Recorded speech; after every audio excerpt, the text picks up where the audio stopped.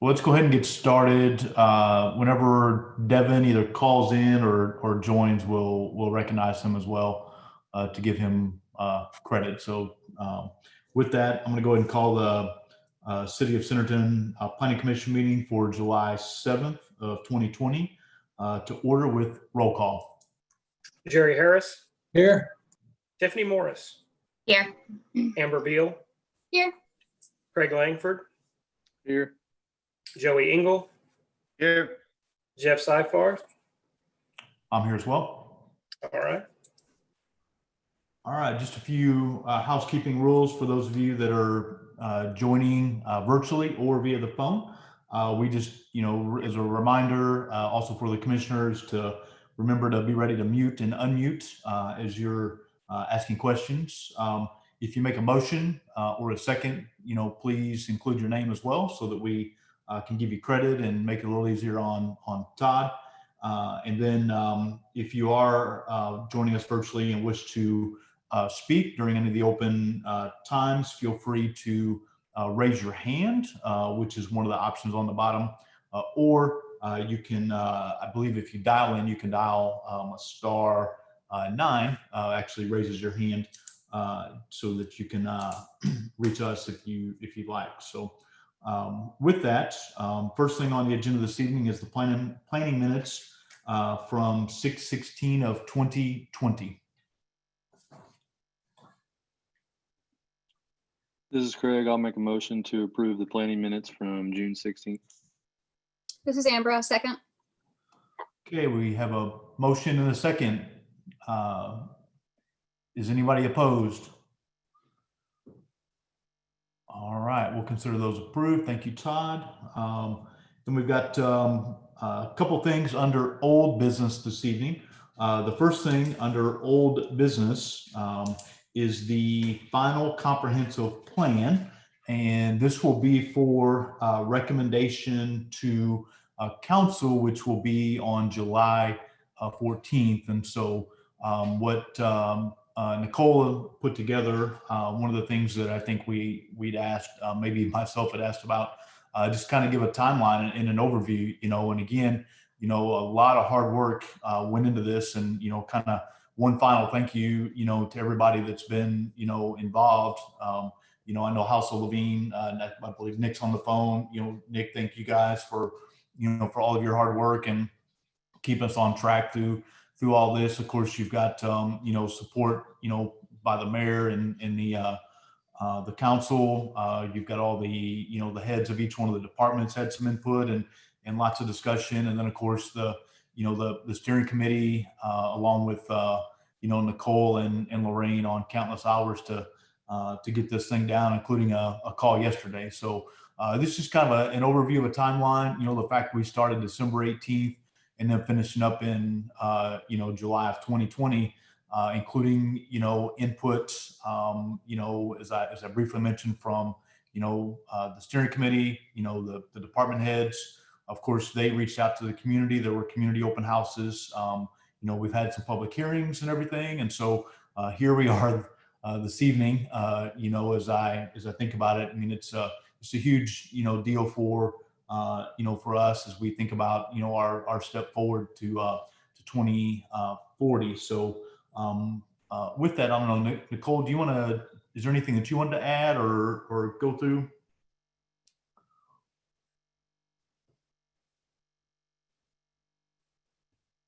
Sorry, I was clicking. I just made note in your packets, there is, so the revised draft was put together following the public input over the last, I think, about a month. And that was posted to the website for everybody's review on the 29th. We have since then continued to receive comments and continue to kind of make tweaks here and there. So for clarity, I've put a list together in your packets of the small items that have changed since that revised draft has been posted. The one thing that we discussed needing your guys's specific, I mean, any of these can be commented on. but your specific input is the consideration to adjust our minor collector designation. We were originally conceptualizing it as a local type road that had access management restrictions. And so we kept it at a 60-foot right of way.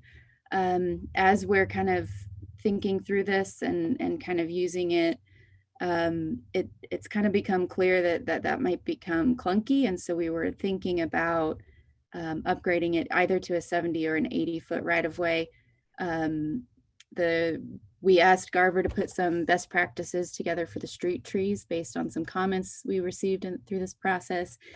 And in doing that, the minor collector couldn't accommodate street trees and best practices. So they said, you can either increase your right of way, do away with the trees, or not follow best practices. And so we asked them to give us a couple options for you all to consider. This is what the minor collector would look like without the street trees and staying at 60 feet. If it was to go all the way up to 80, it would be a similar section. We just have a 15-foot green space on either side, which of course would be plenty of room for trees, but it also would allow us to upgrade a minor collector to a major collector down the road if needed. We'd have the right of way sufficient to do that. The idea with the 70-foot is it's kind of somewhere in between. You'd have 10 feet instead of 15 on either side. But if you do upgrade to the major collector down the road, you'd have to sacrifice either trail or green space on one side, or you'd have to kind of come up with a retrofit at that point. So that's specifically for your consideration. These are the best practices for those street trees that has been provided. This wouldn't necessarily be incorporated into the comp plan, but would help guide the city on a policy level when thinking about street trees and incorporating street trees. Let's see. So Nicole, would you like our input now and I guess come to a consensus to give you input on the minor collector? Yeah, that would be great. And you guys, we do have, now it's 2 hands raised. Jeff, I don't know how you want to handle any questions from the public currently. Yep, let me get through these 2 or 3 things that we have to get through, and then we'll open it up to the public to either address or answer any other questions, okay? No problem. I just wanted to check to see how you wanted to do it. Thank you. Don't let me forget. So from a planning commission perspective, this is actually one of the calls we had yesterday to discuss, and I was actually in favor of the 70 feet. But I'm open to, what the commissioners think. And then, if we can come to a consensus, then we can give that back to, Nicole and House of Levine to kind of finalize that one. So with that, I'll open it up to the commission for their thoughts. This is Jerry. I would be curious what Rick thinks, what his recommendation is. Thank you. I was one of the hands with holding up. Guys, I was the one in was asking for the 80-foot. 80-foot is the minimum highway that the right of way that the state has always worked with. That gives you enough real estate to work with for future developments. We all know that one of the most expensive things for us to do is acquire a right of way at a later time, once houses are built and homes are built and everything is in the way. And the cost of relocating utilities were on us, the cost basically of a lot of the projects. Preparing for this is going to allow us to be set for future expansions to a 3-lane or 4-lane if we ever need to. Just because we're calling these minors, I don't think they're going to stay that way. The way that we're growing around here, I see the growth that we're going to need more and more roads. I don't want to take the trees out because the tree program is something that I've got a great deal of interest in, and I was the one who wanted them back as far as we can. And in a lot of instances, I think we'll be able to get 3-lane roads in on this and not destroy the trees with this extra right of way and this extra green space. And that's going to give us a longer lifespan of trees and green space and not having to move utilities and simplify expansion in the future. Nicole, thank you, Rick. Nicole, can you go back to the previous page for me? Perfect, thank you. Again, thanks, Rick, for that, and Jerry for asking. Any other thoughts or comments from any of the commissioners? Jeff, this is Joey. I mean, 80 foot seems safe to me. 15-foot green space on that for that right there seems a little excessive. But in the future, we don't have right-of-way issues going back and getting stuff, fences, houses even. I just think while we're here, I think the 80 foot seems the safest. Absolutely.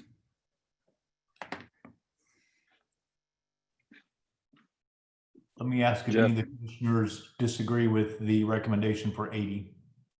Jeff, this is Craig. I had a wondering of why you think 70. Well, the 70 for me, as we walked through it yesterday, allowed for, the ability to have the 10 feet, not necessarily thinking about, I would say we did not have much discussion on, what the future, if we needed to go to a 3-lane, look like, and so would trees have to come out? We didn't go through all that yesterday. And so, when Rick brings that up, it does, make sense. Certainly had, a little bit of discussion around, yes, it's growing, but then land is also in some places somewhat limited. So that's also one of the things that we had a discussion. And I understand it's 10 feet, but 10 feet in a large subdivision or, on a long street, also, could be expensive. So those are just some of the discussions that we had, but we weren't necessarily opposed to any of them, and that's the reason we wanted to open up tonight. So that's one of the reasons, Craig, that I kind of settled on 70. But I'm not buying land like, Rick would have to do, on a regular basis either.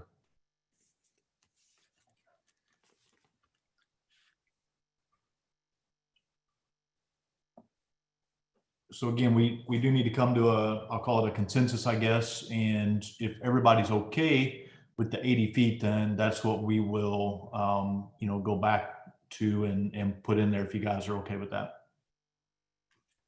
Do you Jeff, need a did- motion to that effect? This is Jerry. I'm sorry. I don't think we need a motion for that. We're just giving the guidance for the kind of the final cleanup, I'll call it. And then here in a little bit, once we kind of get through everything, then we will need a motion for the resolution. But I think for this, we just need to come up to, an agreement and, the kind of our reasoning why we were good with 80. Nicole, does that help? I was just going to check and see. I don't know if the member of the public wanted to weigh in specifically on this topic. I didn't know if you wanted to take that comment first.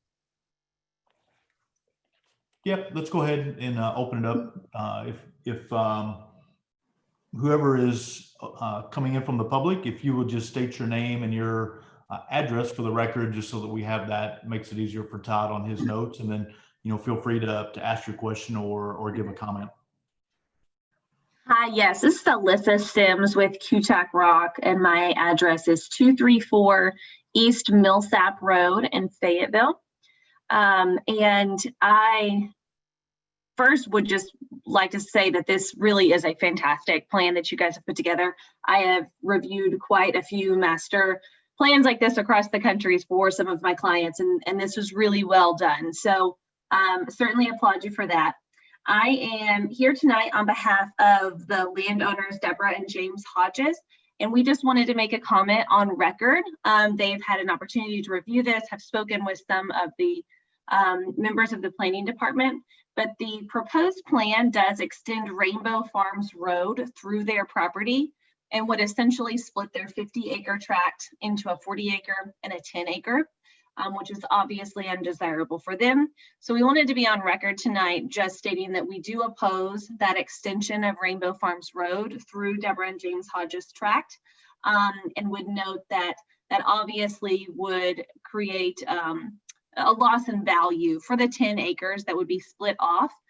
Is undesirable for the Hodges, as they have a continuous tract of land that they look out over their vista from their home now, would be separated by a road and would really make it inaccessible from their home. So we just wanted to be on record tonight noting that they are opposed to that planned extension through their property, but do applaud you guys for all the work that you've put into this.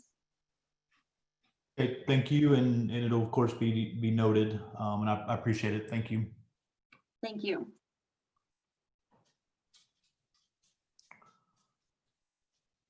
So Nicole, the consensus was 80, so you're good with that? Thank you. And then was there anything else that you needed any guidance or direction from us? I think that was the general. There is a resolution for your consideration. If I can get to it, sorry, going the wrong way. That regional planning recommended come from the Planning Commission. It recommends, or it states that you approve the plan and that you certify the plan to council for their approval. So if you guys want to get that, make any revisions, note those as well. So before we take a motion for the resolution, are there any other comments from any of the commissioners?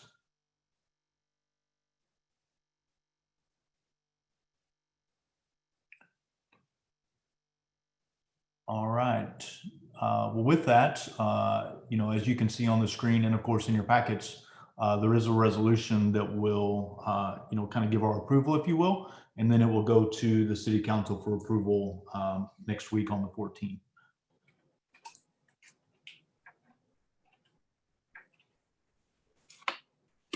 This is Jerry. I make a motion that we adopt resolution PC 2020-01 and recommend to the council for adoption.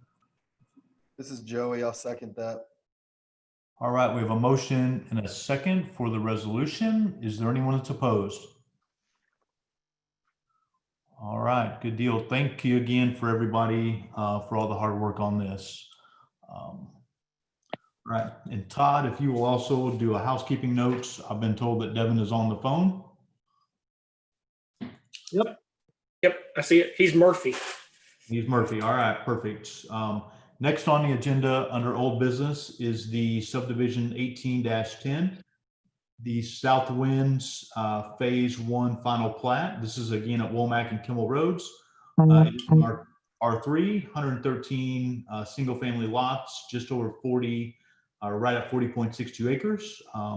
And this was tabled at our last meeting. So before we can actually open this up and discuss it, I do need a motion from one of the commissioners to untable it, if you will, so that we can review it this evening. Joey, I'll make a motion to open this up for discussion. This is Craig, I second. All right, motion and a second. Is anyone opposed? All right. Nicole, do you want to cover this real quick, or do you want, I didn't get a list, I'm sorry, of who's speaking this evening. So did you want to just give us a quick overview, kind of an update from last time? Sure. And I believe Swope Engineering is also on the phone to answer your questions. So I'll try to skim over the things that were already discussed last meeting. But just as a reminder, this subdivision is on the northeast corner of Womack and Kimmel Road. It's 113 single family lots.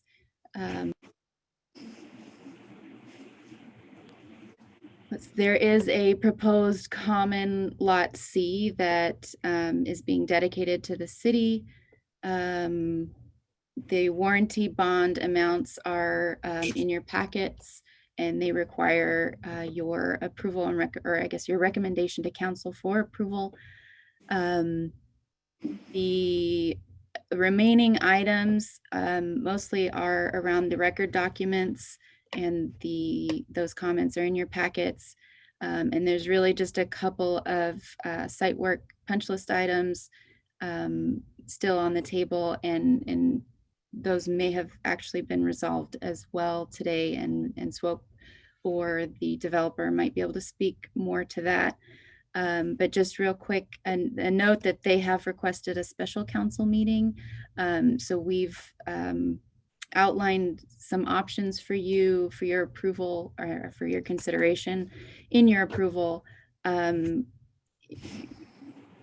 Adding a contingency for the outstanding items being addressed prior to council approval and recording of the plat, or if you'd like to consider performance bonds for some of these, we'll need specific items and amounts stated during the meeting.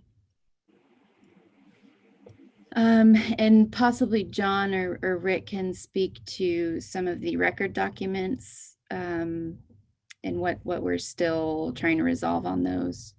John, are you available? Yes, I am. Can you hear me?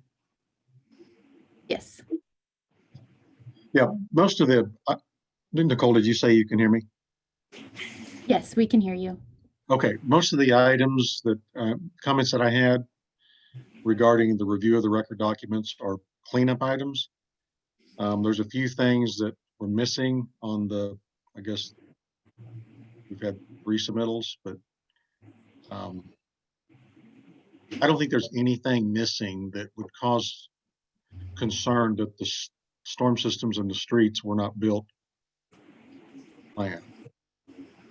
So there's a couple of comments, I guess, on the site work. One of them is that there's an earthen weir on the southeast pond that needs to be reinforced.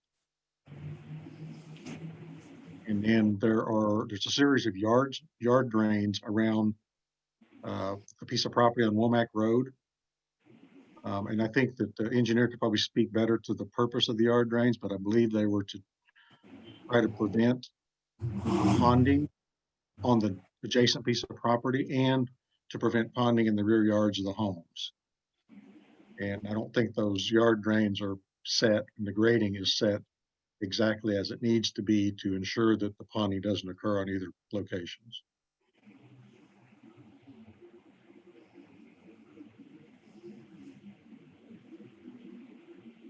Thanks, John.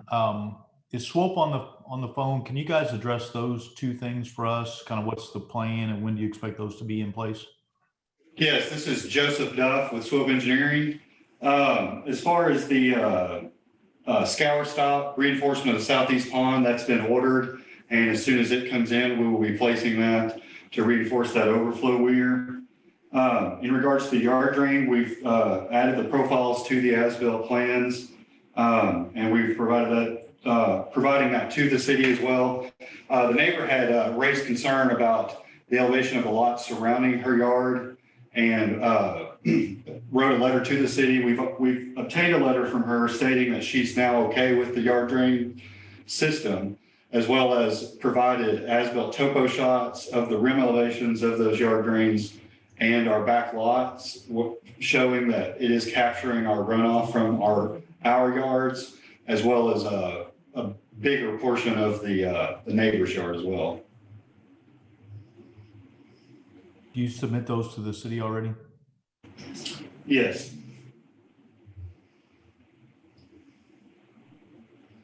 Nicole, have you guys seen those?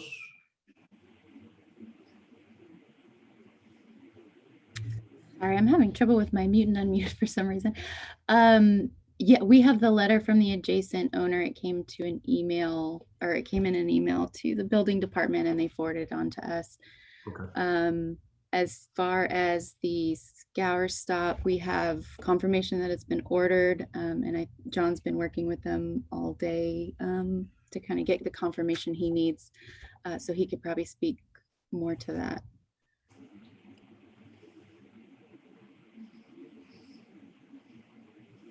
Joseph, when do you guys expect it to be in place? I believe Tal Hudson's on the phone. He's with the developer. He should be able to answer that.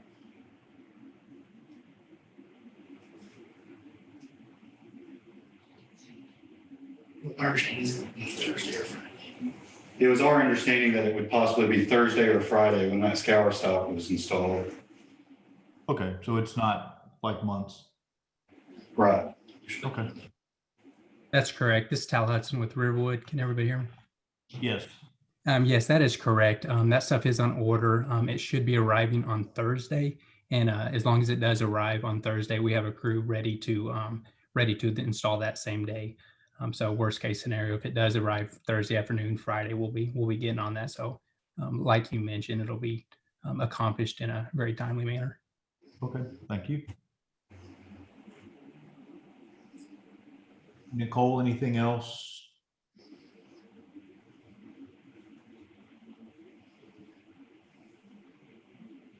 Those were the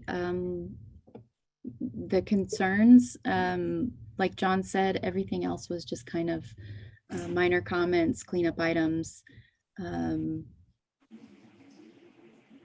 Phil or Tal, can you speak to, was the manhole tested today? And was everything fine with that? Yes, Yeah, it was tested today and everything was good. I'd ask Frank, but he's not here, and he didn't seem to think that there was any problems and with that.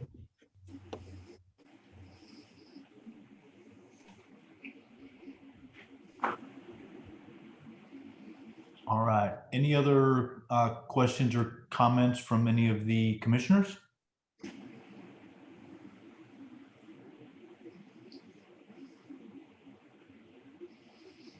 It does seem as though a lot of the cleanup items were accomplished. Of course, one thing that potentially will be cleaned up this week, or I guess replaced, if you will.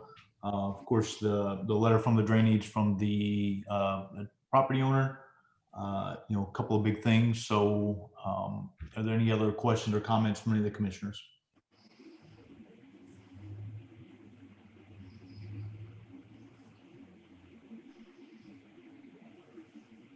All right, if there's not anything else, then I would entertain a motion for subdivision 1810 for the South Winds Phase 1 final plat. And just real quick, a note, I don't know if you guys want to consider or discuss how, if you want contingencies on your approval, if these remaining items need to be finished prior to council, or recording the plat, or a potential cash bond, or if you're okay just moving them forward. I'd say there definitely needs to be a contingency to make sure it happens.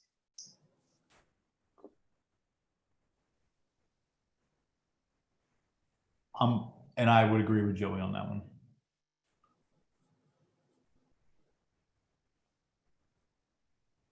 Well, I mean, where are we at on this? Like, are they gonna have time to get it done before their special council meeting that they've requested, or are we going to have to figure out how they can move forward with it? Because if they need a bond, we kind of need a price. So as far as the council meetings go, they've requested a special council meeting for this week, potentially tomorrow evening. There's also a regularly scheduled council meeting next week, next Tuesday, the 14th. And we've done it both ways, where they had to get them addressed prior to council, or we held the plat. We don't like to hold the plat, because sometimes that keeps the signed plat on our table for a while the record documents are being finalized. We have in the past done performance bond for the record documents. But I think there's been a couple of items recently where the Planning Commission has not wanted to do a performance bond for record documents. So we'll need clarification from you on those. I mean, I would just feel more comfortable if it was all handled before they went to council next Tuesday. Because, you know, we're coming in requesting a special council meeting for tomorrow when we're obviously not ready. So I would hope that if their scour stop gets in on Thursday, they can get that handled. It sounds like they should be good for Tuesday. I think the more time consuming aspect will be finalizing the record documents. Right, We for sure. we sent them our comments today, and possibly the engineer can speak to when they believe they can get a set returned to us. But we'll have to review it again and you know, potentially go through the process again, and that may not be completed in time for council next week, if that is the contingency.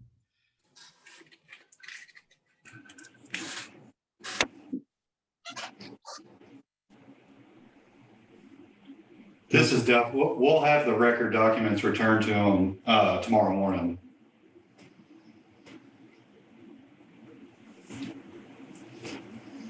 Let's just move forward with handling everything before council.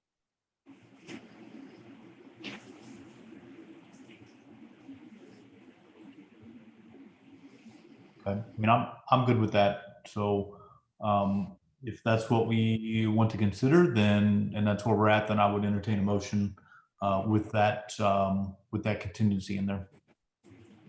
Our review time becomes the only problem. I've got 9 projects on my queue right now that have to be reviewed. I don't think we have any comments with you right now, Rick, on the record documents. No, I don't think so, but I just wanted that to be clear that most of us right now is a review time.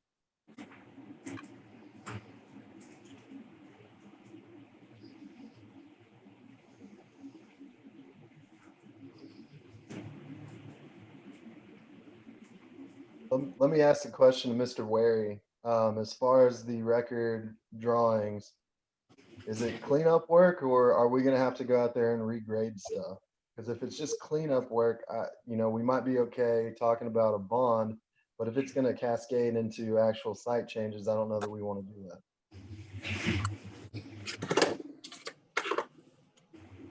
that. I don't know of anything that the record documents would cause to change as far as grading or any construction activities on site. It's mostly cleanup and, you know, providing missing information, coordinating information. Okay, yeah, I was reading your comment about the kind of those backyard drains, and you know, if we got the record drawings and it wasn't working, that was my only thought about having to go back out there and clean something up. Well, I guess to answer your question, Joey, I don't know that the record documents are going to change that. Because the record documents that have been submitted, you know, they show that there is going to be ponding in the backyards. And I think that the developer is asking for the final grading in those backyards to be done when the homes are built. And I don't mean to speak for Tal, for you, or to Phil, either one, but that's my understanding. Okay, that'll be fun to make sure it gets in right.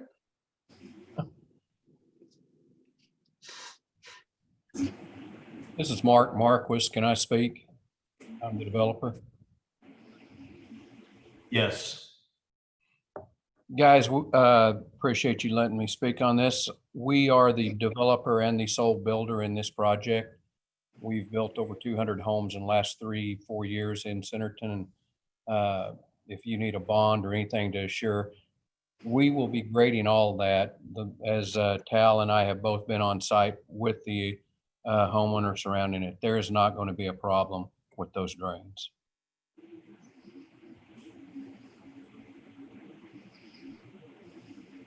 If you want a cash bond or something out on that type of situation, I don't have any problems doing it. If anybody's driven by there, they'll see the ponding we're talking about is on the lot, not on her property. And once those pads are put in or the foundations are put in, everything will be graded to drain. Right now, it's so flat out there that, I mean, it's minimal what it's doing, and it's all contained to the lot, not to the homeowner.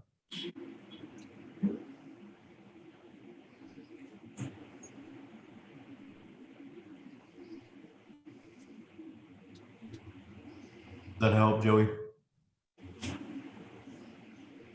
Yeah, yeah. I mean, Jeff, what are your thoughts here? Do you want to ask for a bond on the record drawings? Yeah, then we just have to come up with a dollar amount. So,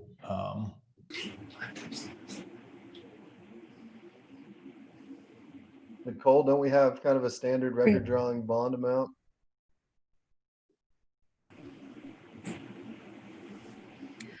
I think in the past we've done 5,000. Is that right, Lorraine? Sounds right Yes, to it me. is. Yeah. That's not a problem.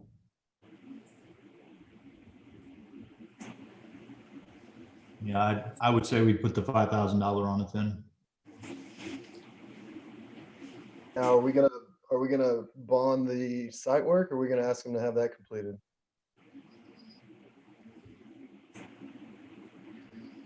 And I would say, I mean, you've already said they won't get it done at a minimum until Thursday, which to me probably won't happen. But so I would say we would want a bond for that as well. We probably need a dollar amount from John on that one though, right?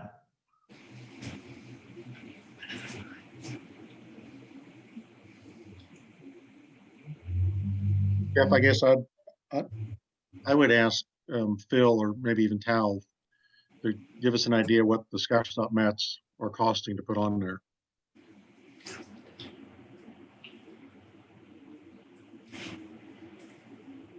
And this is Tal. I've only got the material cost for that at the moment. Mr. Safeheart, those mats will be installed as soon as that they do come in. I understand that the concern of that we're promising something that we won't do, but I guarantee you this is my top priority to make sure that we complete the subdivision in accordance with really just to make sure that it's complete with everything that the city would like to see. So those things will be installed. Like I said, we already have a crew lined up to get started on those as soon as those things arrive. So give me an idea or a number, or one of us will come up with a number.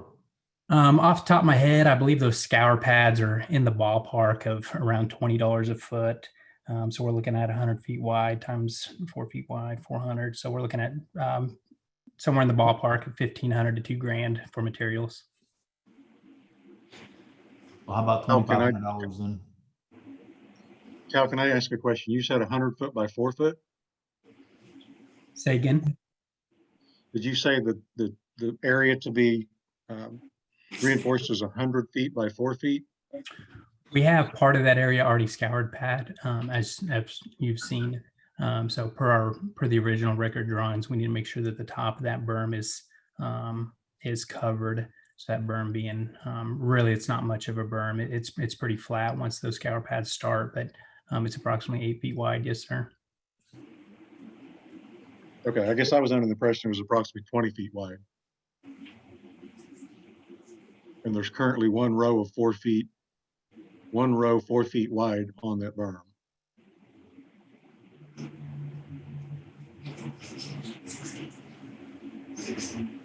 And again, the dimension I'm quoting is off of the construction plans that state that the earthen weir was 20 feet by 100 feet, if I remember right.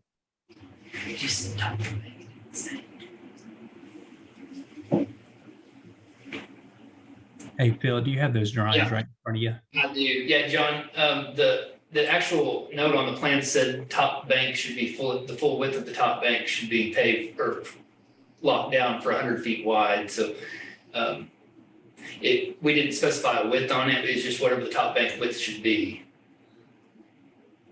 I think the block we showed may have shown a block of about 16 feet wide, but we didn't call a dimension out on that, on the construction plans. Okay, so you're saying the berm is approximately 8 feet wide? Yeah. Yeah, it's just so close to the same elevation as the sidewalk there that there's not much difference between that top of berm and the sidewalk elevation. Okay.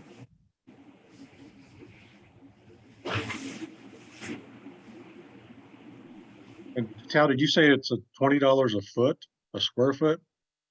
Approximately off the top of my head. Okay, so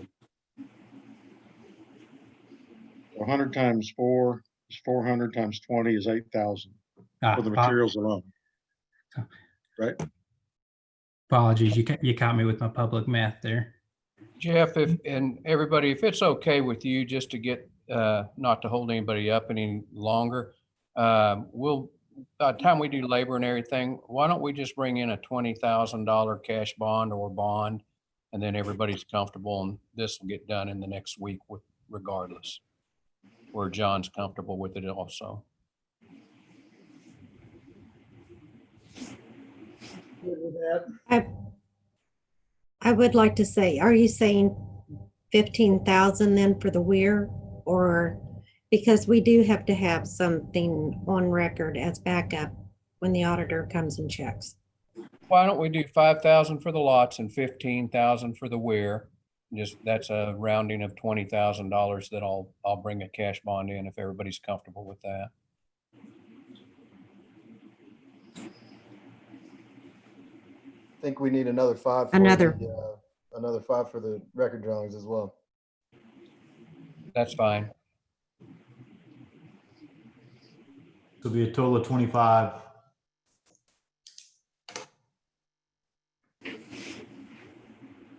Good with that, Lorraine? Yes. Okay.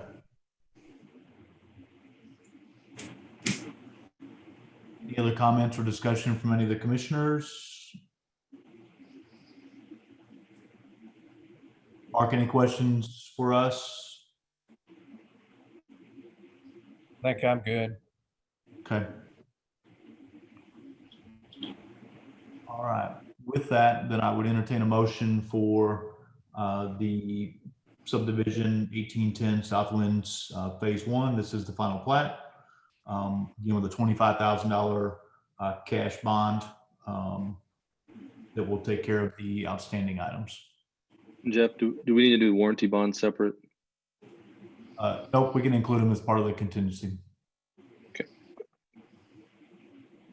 Well, this is Craig. I will make a motion to approve and recommend to council Southwinds Phase 1 final plat and contingent upon the warranty bonds, and as also get the totals here: 686,000, 498,000, 382,000 rounded there, as well as a $25,000 bond for the outstanding items to be addressed. It's Tiffany, I'll second. All right, we have a motion and we have a second. Is anyone opposed? All right, thank you guys. Good luck. A quick question, is this to go to council next Tuesday? Standard, the planned meeting, scheduled meeting? I would say, Todd, based on the cash bond, they should be able to request a special meeting if they want, right? That's my understanding, Jeff. We would like to do that if possible. We've just had so many people waiting on this and trying to hold everybody at bay.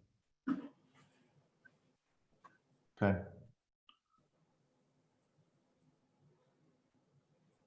You good with that, Todd? Yeah, I'm fine with that. Okay. All right, thank you guys. You. All right, we're going to move on to new business. We have 2 public hearings this evening. The first public hearing is rezone 20-13. This is, I believe it's Colbert Plumbing, Buckhorn Flats and Daisy Road. This is requesting A1 to I1, and it is 1.524 acres. And so with that, I would entertain a motion to open the public hearing. This is Amber. I'll make a motion to open the public hearing for rezone 20-13, Colbert Plumbing. This is Tiffany, I'll second. Motion and a second. Is anyone opposed? All right. Is the applicant on the phone to give us an overview?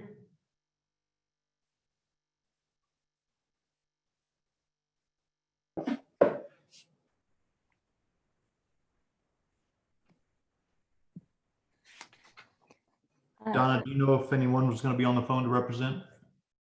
They, Yes, it looks like they are. I heard two people at once there.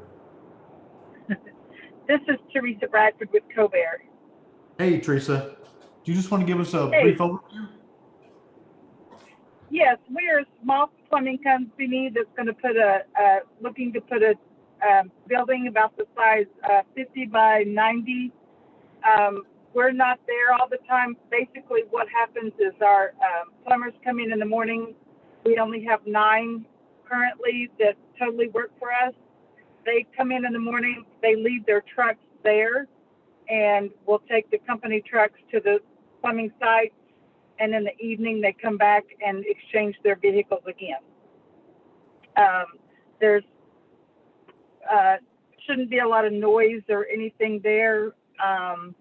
The doors will open at the back for the trucks, so aesthetically should be aesthetically pleasing to the residential area around us.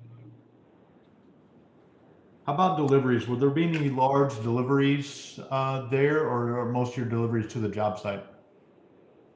We deliver mostly to the job site. We should not have any deliveries there. Okay. If you'll just hang on in case any questions come up. Donna, Sure. do you want to go ahead and give us an overview? All right, so this property is currently owned by Marcus and Shelby Reed. They're the ones who filed the application. The intent is to sell after rezoning. The property is currently A1, but is being rezoned to light industrial. Excuse me. And light industrial does have several requirements on it. So all structures shall be set back a minimum of 25 feet from all property lines. It shall employ a maximum of 30 people. There will be a maximum of 100 vehicle trips per peak hours. There will be no discernible odor or vibration beyond building walls. No discernible noise beyond the lot lines.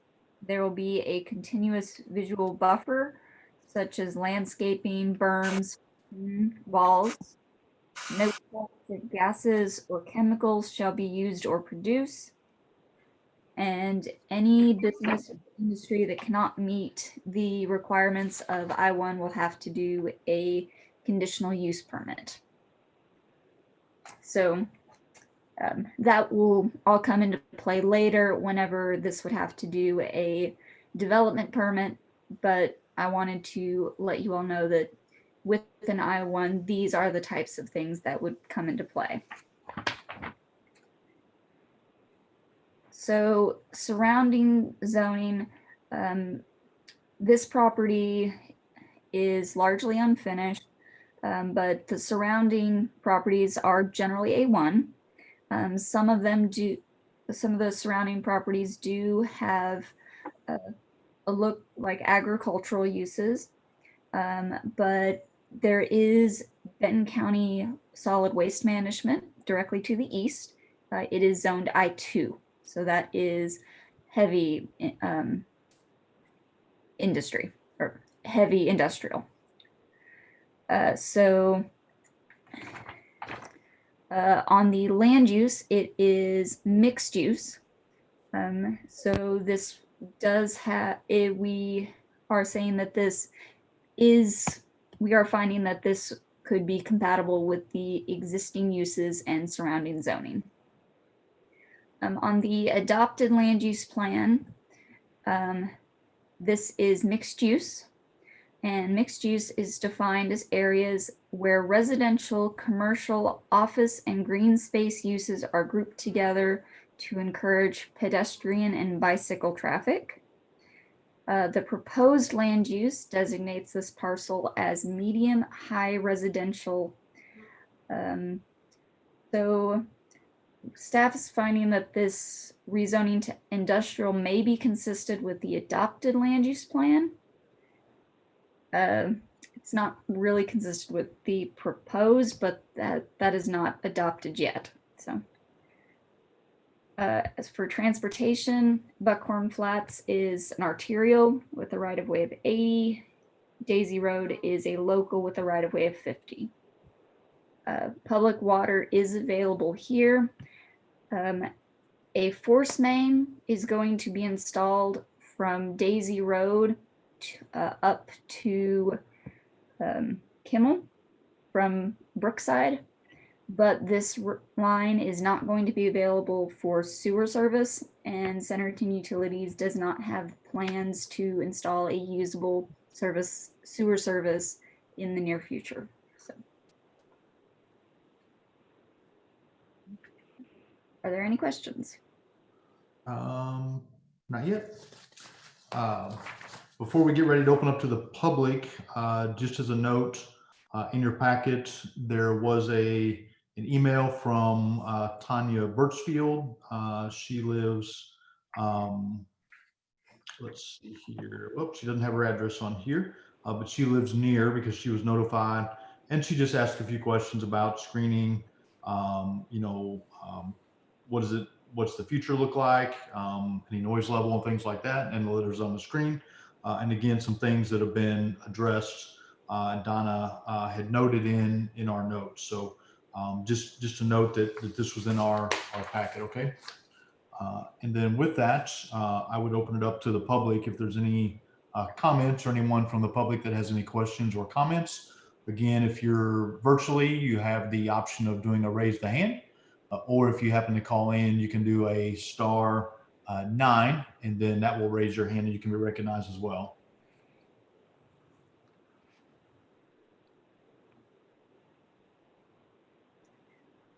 Jeff Bela Birchfield has now been unmuted, so she would like to make a comment.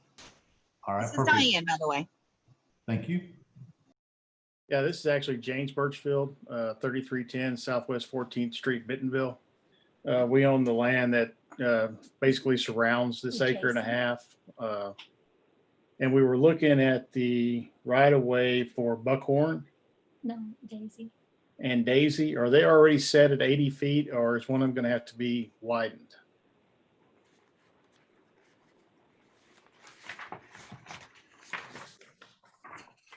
Rick, are you still on the phone?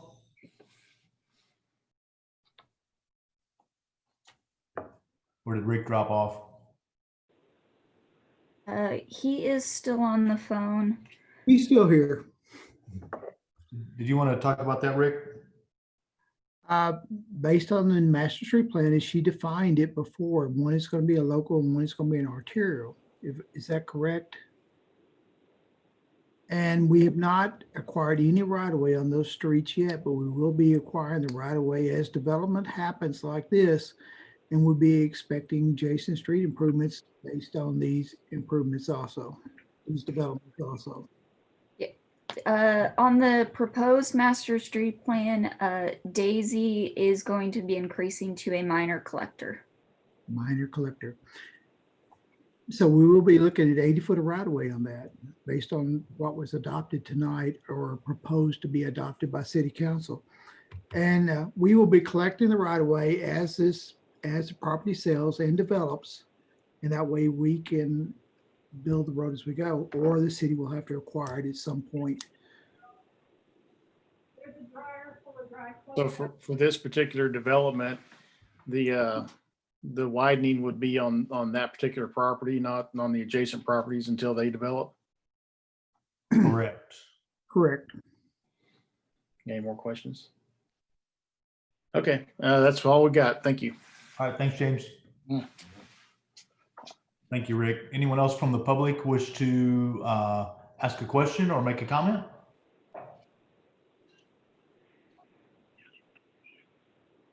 Staff, this is Diane. As of right now, there are no other hands raised. Okay, I'll make a final call for anyone from the public then. There is And still with no one. that, I'll entertain a motion to close the public hearing. Joey, I'll make a motion to close the public hearing. This is Tiffany, I'll second. Motion and a second to close the public hearing. Is anyone opposed? All right. Any questions, comments, or concerns from any of the commissioners?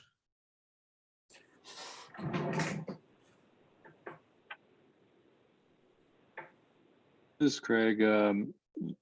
Just trying to look through the schedule of uses and around, this type of business. Any reason not to go C2 or C1 instead of, we're going with the industrial route? Why not the commercial route? Any thoughts on that from the applicant or staff or anybody else?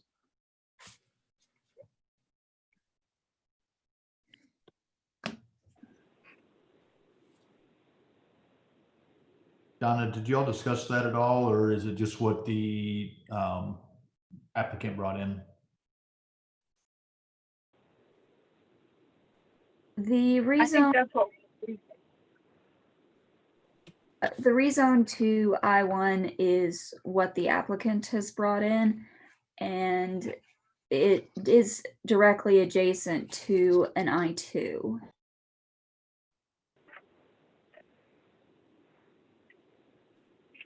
The applicant may be better able to speak to why they did a rezone request to industrial instead of commercial.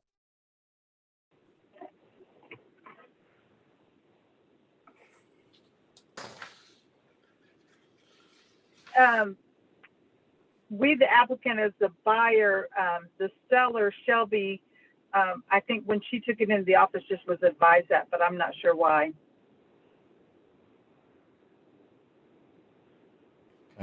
I wasn't This sure. is Craig. It doesn't really matter to me, but I just was wondering.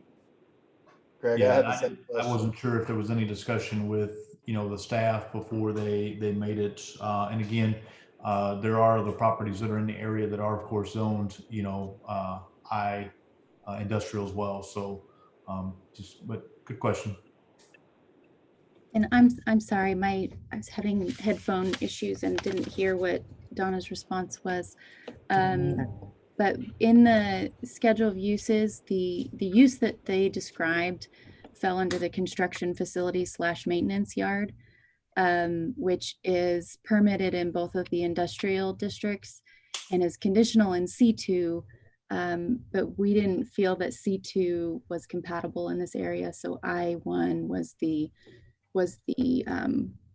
only available, well, not the only available, but I think the best option in that case, especially in relation to the Benton County solid waste. And in the proposed land use plan, there's a business park designated directly to the west of this property, which allows for a light industrial use. And so this wouldn't be inside of that area, but would be adjacent to it, if that helps. Yes, thanks. It does. Thank you.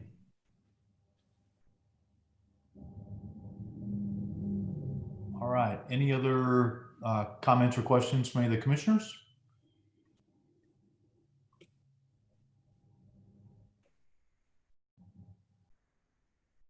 If not, then I would entertain a motion for the rezone 20-13 for the Colbert Plumbing. Again, it's on Buckhorn Flats and Daisy Road.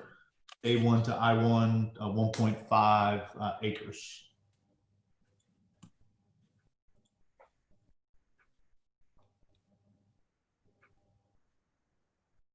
This is Amber. I'll make a motion to approve rezone 20-13 Colbert Plumbing from A1 to I1. Joey, I'll second that. Okay, we have a motion and a second. Todd, if you'll do a roll call for me on this one, please. Jerry Harris, Yes. Tiffany Morris, Yes. Amber Beal, Yes. Craig Langford, Yes. Devin Murphy, Yes. Joey Engel, Yes. and Jeff Seifarth. Yes.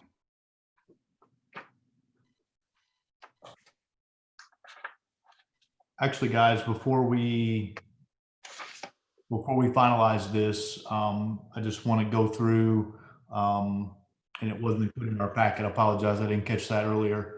Not that it'll necessarily change our motion here, but just to go through the discussion and the questions.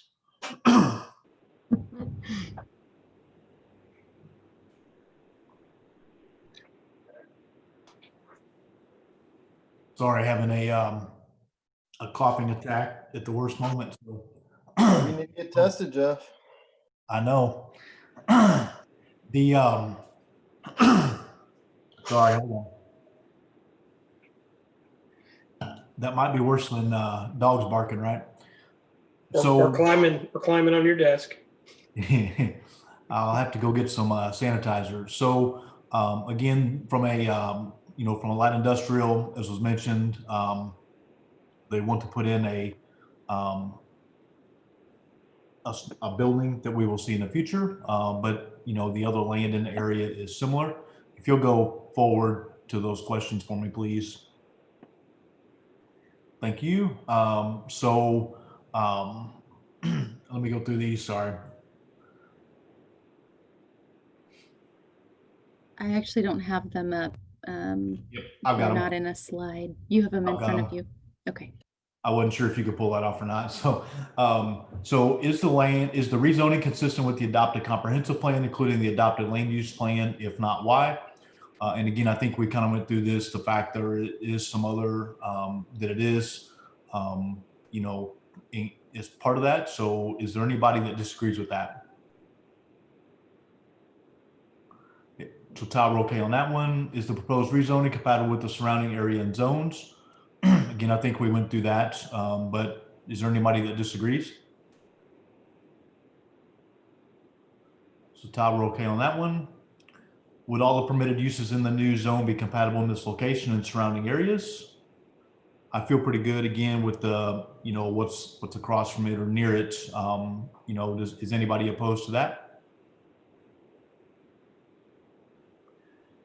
And then would the rezoning provide a benefit to one landowner but not be considered for any other similar properties in this area? And I think the answer is no on that one as well. Does anybody disagree with that? And then if the public is opposed, why? There were no public objections, just a few questions, some of which, of course, we'll see once we see the development of the building. So I think we're okay on that one as well. Does anybody disagree with that?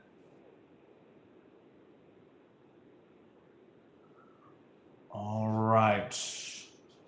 So let's go ahead and I guess we should go ahead and redo the motion, Todd, just so we can have it.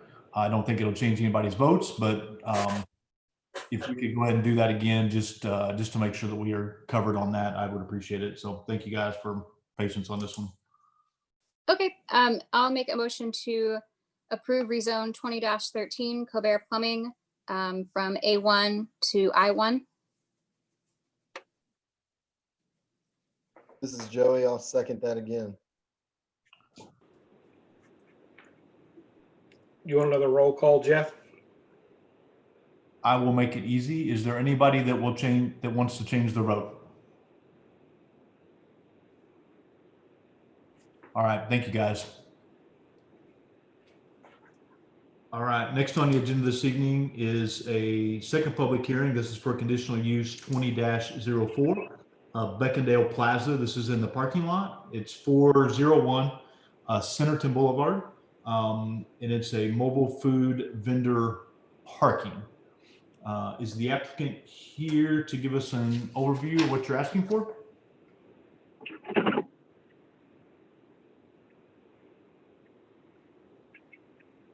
Donna, do you know if Rick was going to be on this evening?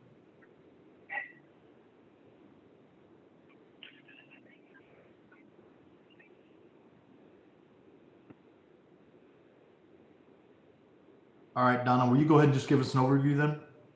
Actually, hold on. I need to entertain a motion to open the public hearing. This is Craig. I'll make a motion to open the public hearing for conditional use 20-04 Beckendale Plaza food vendor truck. Joey, I'll second. Motion and a second. Is anyone opposed? All right. Donna, will you now give us an overview, please? Yes. This is a reapplication. The previous conditional use that was at this property had expired, so this came up again. So instead of reapplying for 3 years, this one is expanding to 10 years. So it does not have to come up as often. So it is an application for a conditional use for a spot for a food truck. It is not an application for a specific food truck, but rather for a place that a food truck may be granted over a period of time. So the vendor may change over a period, but it is that the food truck will be available for over this time. We have not had issues while this conditional use has been granted in the past. There is electricity, water available.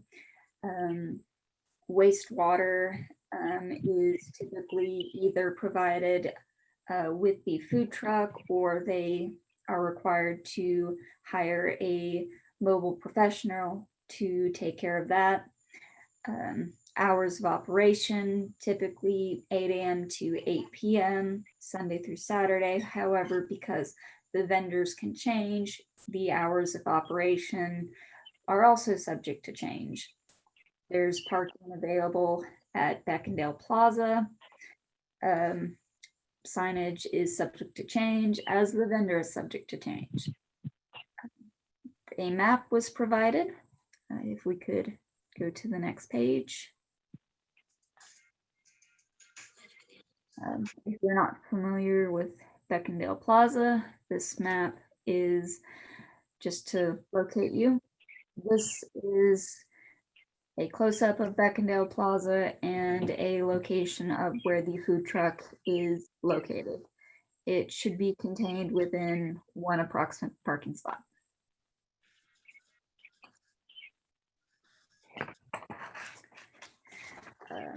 In the past, the conditional use has had a couple of conditions. So this condition is included with the same conditions that were included in the last condition. That the applicant should have to notify the city in writing the termination date of one tenant and the start date of the next tenant, including written contact information. This is all included in your packet. That the Centerton Planning Department will need to be provided documentation of one tenant changes and vendor types to ensure that they meet all the requirements of the conditional use permit. That the fire department will have to inspect and complete routine fire inspections, that they will have to meet county health department, and that failure to do so in writing will meet immediate termination of this conditional use permit. If the city adopts an ordinance regulating mobile food vendors, it shall become applicable, and that the applicant shall inform each new tenant in writing of these requirements, and that each one shall have to obtain business licenses, sign permits, and other permits as necessary, and that this conditional use shall last for 10 years. This is all in your permit, your packet, excuse me. All right, thanks, Donna. Diane, is there anyone from the public that wishes to speak? I believe it is the applicant that is on the line. I could be incorrect because they have called in from their phone, but I'm assuming it's the applicant. Can you hear me? We can, yes. Hello? Yeah, are you there?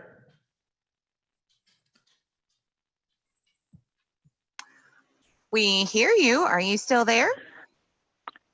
I am, if you can hear me now. Yes, sir. Hello? Okay. This is Rick with Second Up Plaza. I tried to get in a while ago and couldn't, but you sounded pretty good. But all the tenants will have to go to the city and apply for a license. So if there's any objections that, the city has the ability to reject them. But other than that, it sounded like you said a pretty good proposal. Thanks, Rick. Guys, can you guys hear me? Yes. Okay, it's Brian Rabel. My concern would be, of course, a business is going to have to get a license, but I don't know that the city could restrict a business license based on some of those things that may be required in the conditional use. Does that make sense what I'm saying? Brian, they do have to get a fire inspection also. So that does restrict them on with the business license. But I'm thinking about the gray water and things like that. That it sounds like the applicant is willing to vouch for, but it seems like that we may have sign issues or gray water or other things that that may come up. When they notify us that they are coming in, then we look at those things. That typically you have a fully self-contained structure. What am I thinking? The mobile food vendors, they're fully self-contained, and then they'll have a health department certificate that they have to get also. And then the fire inspection. And then, of course, Frank and Robbie make sure that they're hooked up to utilities correctly. Okay. We haven't had any issues before because all the different departments are notified that there's one coming in and what it is. That's why we make that requirement for them to notify us. That okay, I just want to ensure changes, that we have a mechanism to ensure that all those requirements are being met, and wouldn't have to wait up to 10 years to be able to address some of those. Yes, and also is there not a statement that if there should be an issue that arises that we can bring it back to the Planning Commission? That's usually potentially, but I think we can go to the applicant, not the actual the vendor. So it may become tricky. I'm not saying it will, but I mean, this is it's something a little bit unusual, and often unusual things raise eyebrows for attorneys.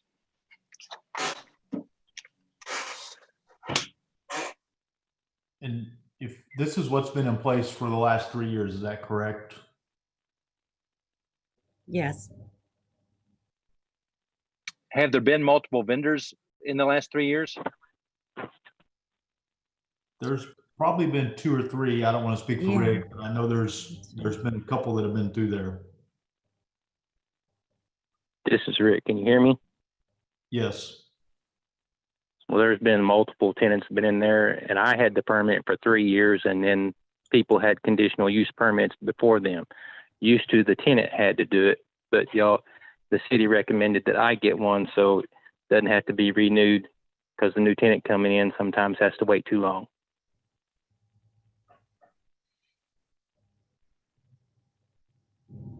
Does that make sense? It does, yes. Rick, do you give the renters or the leasers these general conditions of operations when you sign a lease with them? Yes, it's a minimum, usually a minimum 6-month lease, and I told them they have to go to the city and get approved and get a license. So if there's any issues, the city needs to address, they have to fix. If their trailer's not good enough or whatever, they can be rejected.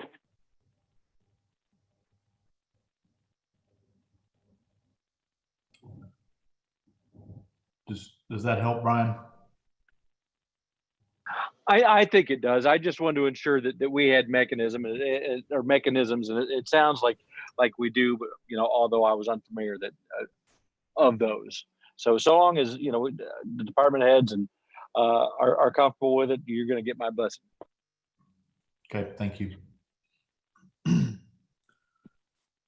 Is there anyone else from the public that wishes to speak or have any comments? There are no additional hands raised, Jeff. All right. So with that, I would entertain a motion to close the public hearing for the conditional use 2004 at Beckendale Plaza. This is Jerry. I make a motion to close the public hearing. This is Tiffany, I'll second. All right, we have a motion and a second. Is anyone opposed? All right. Any other questions, comments, or concerns from any of the commissioners?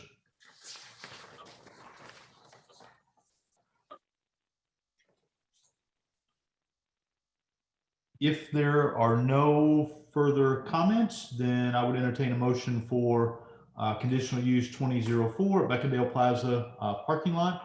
Again, it's at 401 Centerton Boulevard, and it's a mobile food vendor parking, and they're asking for a 10-year conditional use.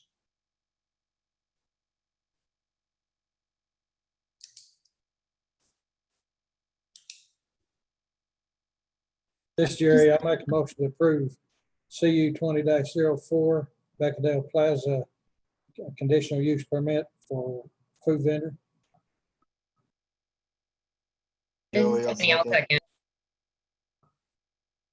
All right, we have a motion and a second. Todd, if you'll do a roll call for me. Jerry Harris, Yes. Tiffany Morris, Yes. Amber Beal, Yes.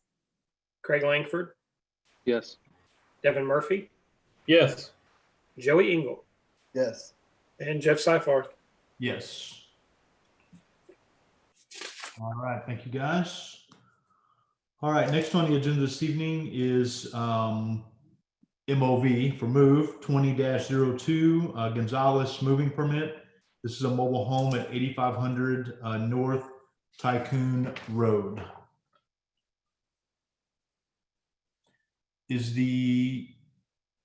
Actually, Donna, I'm going to go directly to you if you're ready to give us an overview for this one. Yes. Okay. All right. So this one is a little unusual for a moving permit in that it's retroactive. It has already been moved. So the structure was relocated from Avoca on September 30th, 2019.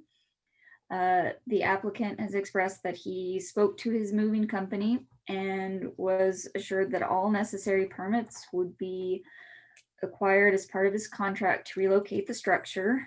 However, we did not receive a moving permit prior to moving the mobile home, so this one is being done retroactively.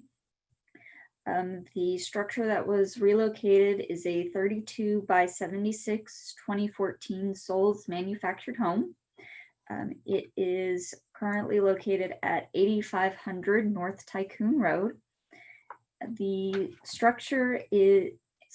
property is zoned A1.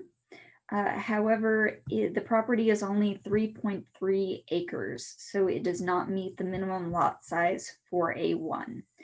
So we were looking at the zoning for residential estate, and there a manufactured dwelling is a permitted use.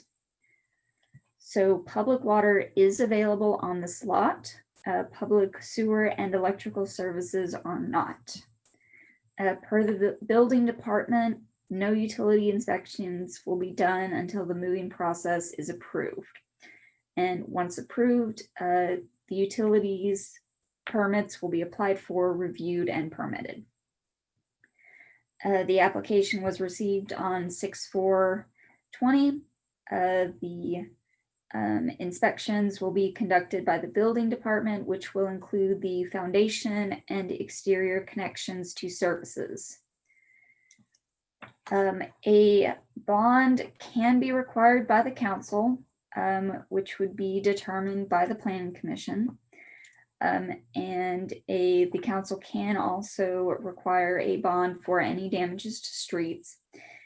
However, given that the move has already occurred, we're recommending that that be waived.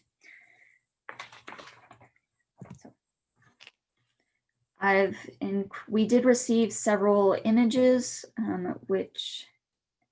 and I've created a map. So this is where the property, if we could go back one. This is where the house is located based on an aerial, so it does meet all of the setbacks for a residential estate. The front setback is 35 feet, the rear setback is 25, and side setbacks are 15. So it meets all of the setback requirements. If we go on the next slide. These are the photographs we received of the structure and all of the tags on the building. And the next slide is all of the adjacent properties.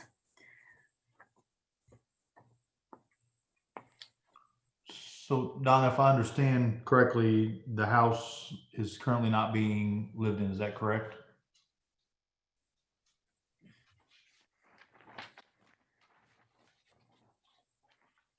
I'm uncertain. Because there's supposedly no utilities, is that correct if I read it? There have been no utility inspections and no connections, yes. Okay. And I interrupted you right before you got to the penalty part of this. Who decides the penalty portion of this, which was number 8? And maybe that's more of a correct question for Lorraine or Brian. I didn't understand. Who decides the what? So I'm reading number 8 here about the violation in regards to this. And it talks about a minimum 100, I guess, but not more than 5 from a violation perspective. Is that anything that we need to discuss? That is for the code. So it does not specify. Lorraine, if you know. Typically on something like this, if this is the code, I'm assuming we would have an inspector go out, or if we get notice of a claim, an inspector could go out and issue a citation, and then ultimately I would be prosecuting it. Does that help? It does. Okay.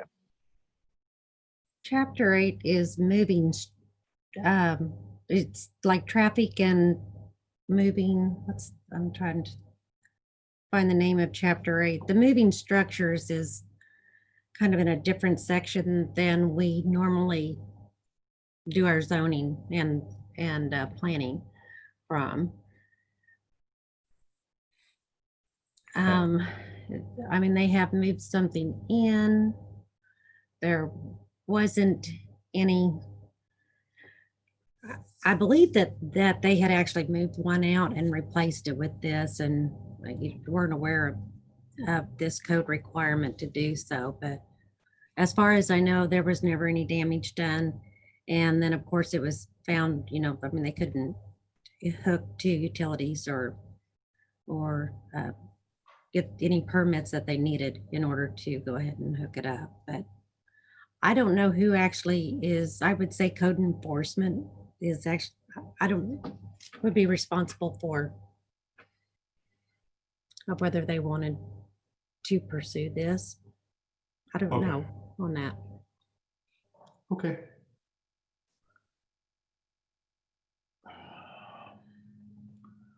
Are there any comments or questions from any of the commissioners?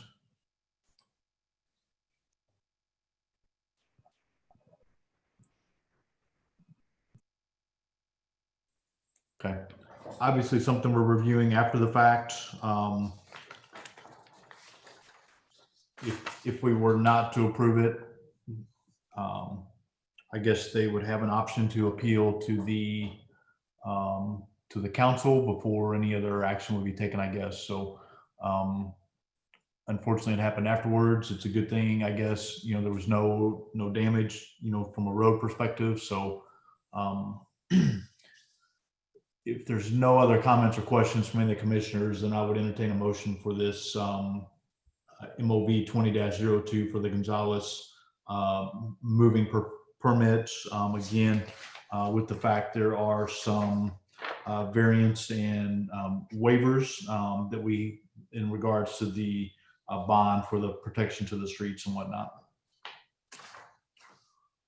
We are recommending that there not be any bonds. So Yeah, my statement was we need to make sure that those are part of it, that your recommendation is that we have those in there, the waiver and the variance. Yes.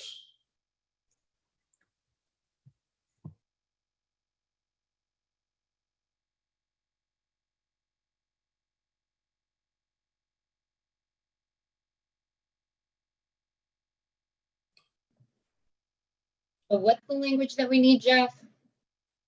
So we can approve it, but they're asking, the recommendation is that we waive the requirement. So number 7 on the screen, if you're looking on the screen, number 7 is asking us to waive the requirement of an additional bond because it's designed to be there if they were to damage the streets. Well, they're already there.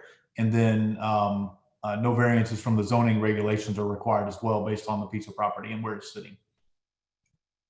Okay, so this is Tiffany, obviously.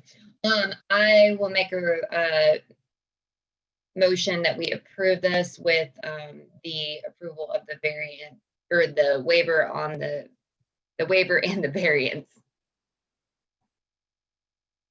This is Joey. I'll second that. All right, we have a motion and a second. Is anyone opposed? All right, thank you guys. All right, if we move forward just a little bit under announcements, our next meeting is 7/21 and it will be virtual again, just like this one.